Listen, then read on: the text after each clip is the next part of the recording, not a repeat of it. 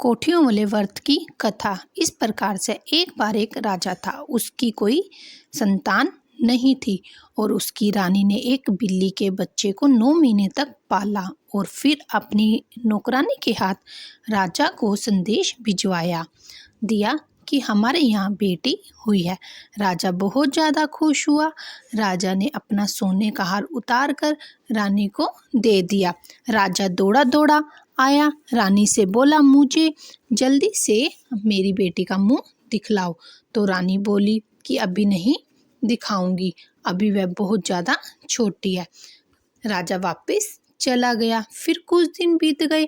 फिर राजा गया। राजा ने रानी से कहा, मुझे मेरी बेटी का मुंह दिखाओ।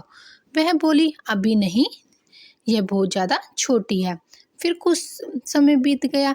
फिर राजा ने कहा कि मुझे मेरी बेटी का मुंह दिखाओ।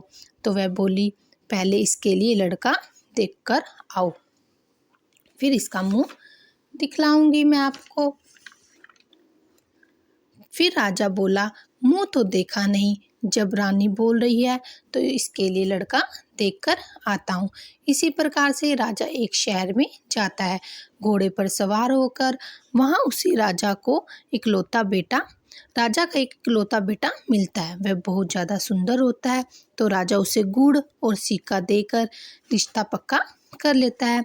आकर वह रानी को बोलता है, राजा के बेटे से रिश्ता पक्का कर कर आया हूँ। इकलौता बेटा है, बहुत ज़्यादा सुंदर है। अब तो मेरी बेटी का मुंह दिखा दो। अब फिर रानी बोलती है, जब बारात दरवाजे पर आएगी तो तभी मैं आपको इसका मुंह दिखाऊंगी।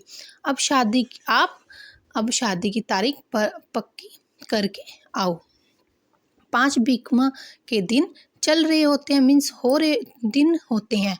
शादी की तारीख पक्की करने राजा चला जाता है। पर इधर रानी सोचती है कि मैंने तो एक बिल्ली के बच्चे को पाला है, जब राजा को पता चलेगा तो वह मुझे मार डालेगा। इसलिए वह सोचती है कि अब मैं क्या करूं।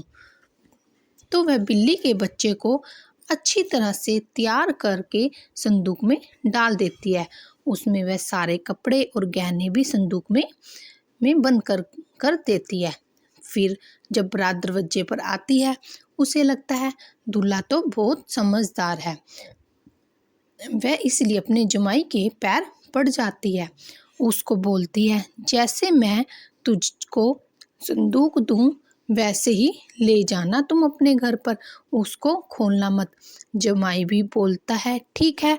रानी ने बिल्ली के बच्चे को दूध से नहला धुलाकर वापस से संदूक में डाल दिया। उसको कपड़े दे दिए, जेवर दे दिए और अपनी जमाई को संदूक दे दिया। तो राजा बोला, मेरी बेटी का मुंह तो दिखाओ, अब तो विदाई हो रही है। फिर से रानी बोली कि जो बेटी पहला फेरा डालने आएगी तो इसका मुंह दिखाऊंगी। तो राजा इस प्रकार से फिर चुप हो गया और डोली को विदा कर देता है। जब उसकी डोली अपने घर पहुंचती है तो गली वाले कहने लगे, बहू का मुंह दिखलाओ। लड़के ने संदूक लिया और चुपचाप संदूक लेकर ऊपर चला गया। जब लोग सोचने लगे और सब लोग ये सोचने लगे कि बेटा बेटा आया है, बहू तो आई ही नहीं। उसी की सास बोलने लगी, बेटा बहू का मुंह तो दिखाओ। तो बेटा बोलने लगा, माँ अभी बहुत ज़्यादा रात हो गई है, कल सुबह होगी तो कल देख लेना। उसकी माँ ने कहा, ठीक है बेटा। रात मोदर के दिन चल रहे थे। सुबह सास उठी तो बोली, सास ने मंदिर जाना था। तो वह बोली, बहू सियानी हो तो मैं मंदिर जाऊं और पीछे से बहू सारा काम करके रखे, झाड़ू पोछा करके रखे। अब पीछे से बिल्ली का बच्चा बहुत ज़्यादा सियाना था। उसने अपनी पूंछ में झाड़ू बांधी और झाड़ू पोछा करने लगी। झाड़ू पोछा करके वह अपने कमरे में चली गई। इसी प्रकार से 4 दिन तक वह काम करती रही और उसके पति उसको चूरी बनाकर दे देता। वह खाकर फिर अपने संदूक में चली जाती। पूर्णमासी का दिन आया। उसकी सास ने बोला कि आज तो मुझे मंदिर भी जाना है, साग भी बनाना है, रोटी भी बनानी है, कैसे करना। फिर से सास बोली, बहू बेटी सियानी हो तो सारा घर का काम कर कर रखे। यह बोलकर वह मंदिर चली जाती है।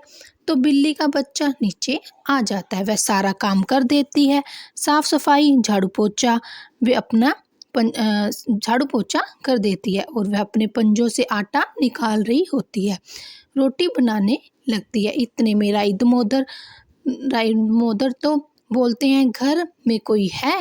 वह आवाज़ सुनकर बाहर आ जाती है और उनके पैरों में गिर जाती है। तो राई मोदर बोलते हैं, इस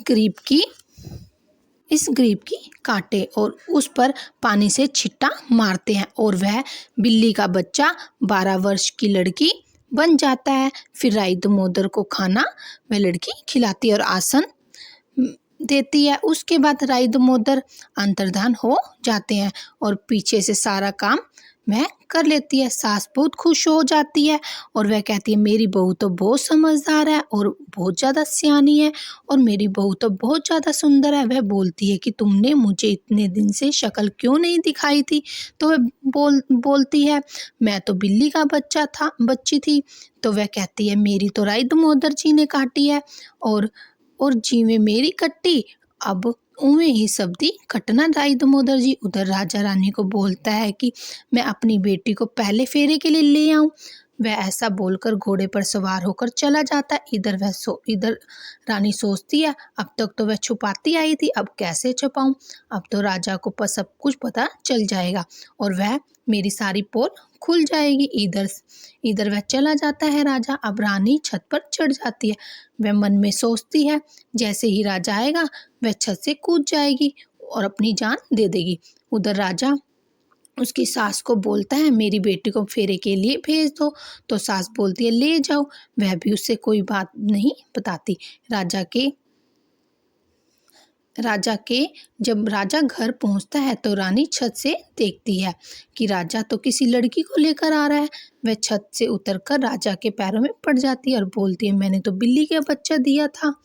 इसी प्रकार से वह हैरान हो जाती है और वो रोने लगती है। तो लड़की, ये कैसे लड़की बन गई। तो लड़की बोलती है कि मेरी तो राई दामोदर ने काटी है, जैसे मेरी राई दामोदर ने काटी है वैसे मेरे के मायके वालों की काटना, वैसे मेरे ससुराल वालों की काटना। जय राई दामोदर भगवान की जय। जय कार्तिक भगवान की जय। कथा सुनने वालों पर सब पर अपनी कृपा बनाए रखना राई दामोदर जी।